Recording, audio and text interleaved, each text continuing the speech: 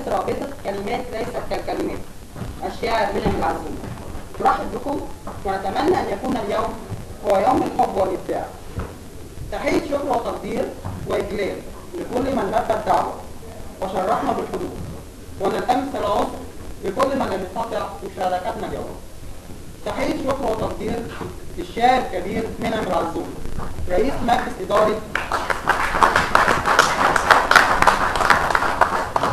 مجلس إدارة رابطة كلمات ليست كالكلمات. ونشكر أسرة الرابطة على توفير هذه الضيافة الكريمة للصالون ولجميع الحضور. كما يسرني أن أشكر الدكتور صبري أبو عجيلة، مسؤول العلاقات العامة برابطة كلمات ليست كالكلمات.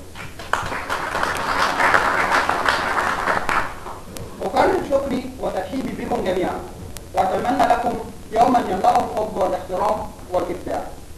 كما يسعدني أن نشارك الشاعرة أمل صيدا صدور ديوانها حضن البحر، وسوف نستمع اليوم إلى دراسة نقدية حول الديوان، وسوف يقوم بمناقشة الديوان الشاعر عز الدين خلاد. والآن نرحب معا بضيوف المنصة.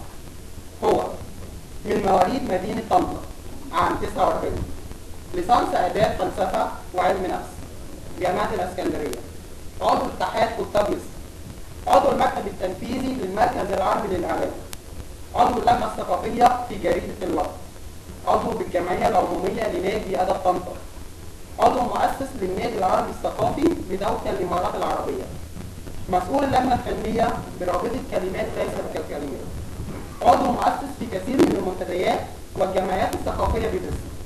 صدر له 4 دواوين ويوجد ديوانات تحت الطبع. هو الشاعر الجميل عز الدين خلاد.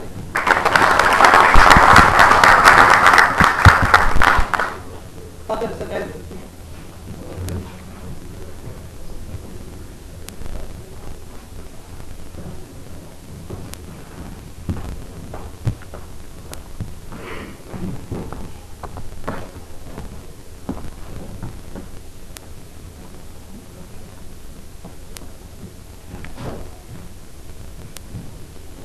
نقل عنا بالسيرة الذاتية له. هو شاعر غنائي، رئيس المركز العربي للإبداع والتميز، الأغاني المغناة له في الإذاعة كثيرة والشرائط الكاسيت والسيديات. له ديوان غنى الطير وديوان تحت الطابع رسائل البحر. الشاعر الغنائي يسري سلطان.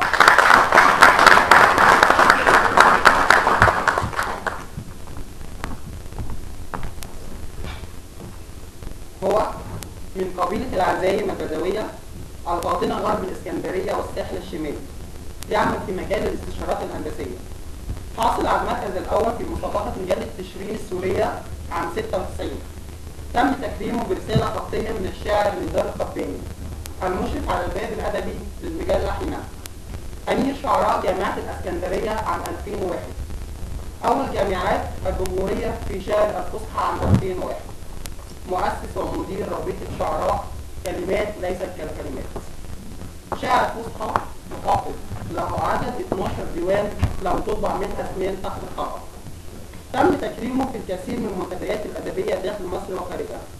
قام بتكريم عشرات الشعراء والمبدعين داخل مصر وخارجها من خلال إدارته لرابطة كلمات ليست كالكلمات.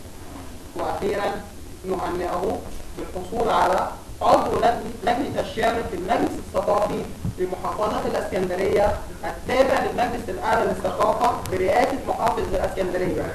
هو الشاعر الكبير منعم العزوم.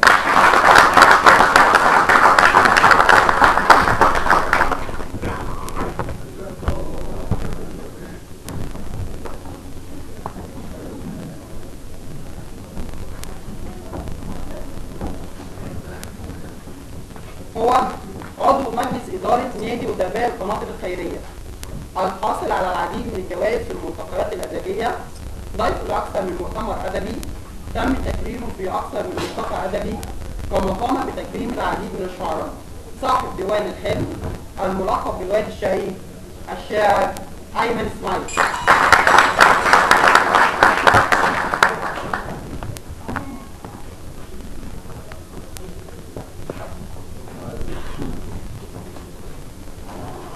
بسم الله الرحمن الرحيم.